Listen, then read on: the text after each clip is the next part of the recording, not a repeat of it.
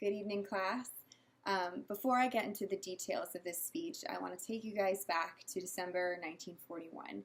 So if you would just imagine with me for a minute that you are one of two options. You could either play the role of an American sitting in your living room listening to the radio with your family, awaiting FDR's speech, or you could pretend like you are a member of Congress sitting in the audience awaiting President Roosevelt to come out and make a very large announcement. So get in mind which role you want to play tonight. Keep in mind that the United States was at war and they were doing everything that they possibly could to maintain peace with all nations, including Japan. Now for a second, pretend like you don't know any of the history of December 7th, 1941. President Franklin D. Roosevelt delivered a speech to the American people that changed the course of history overnight. Japan attacked Hawaii, an island that is owned by the United States, and it's in the Pacific.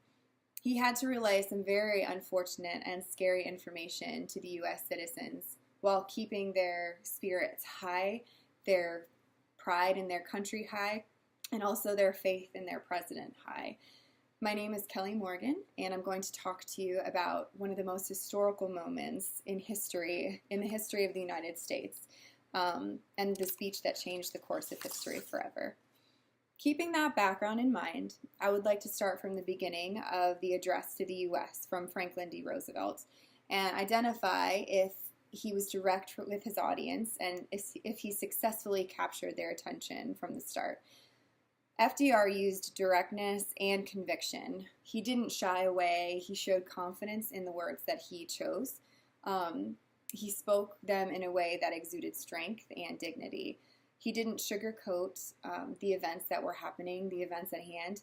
He was clear and direct with the criminal and completely unprovoked acts of the Japanese. The next thing that we're going to evaluate about President Roosevelt is if he captured the audience's attention on the subject and if he was sufficiently prepared to do that. President Roosevelt immediately gave details of what was happening in the beginning of his speech. He didn't have a lengthy lead up to get into the meat of his message. He just immediately caught the attention of his audience by giving the direct events of what was happening right then. He told them what happened and further described these events in a way that encouraged patriotism and supported the U.S. citizens. The order in which he unfolded the details of the situation shocked the audience from the start, therefore capturing the attention instantly and keeping their interest in the remainder of the information that FDR was going to share. He used pace and flow in his ideas that were very clear and logical. He wasn't rushed or nervous, not frantic or emotional.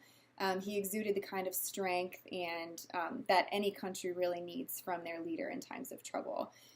Word choice and tone of voice is incredibly important and crucial to the effectiveness of a speech.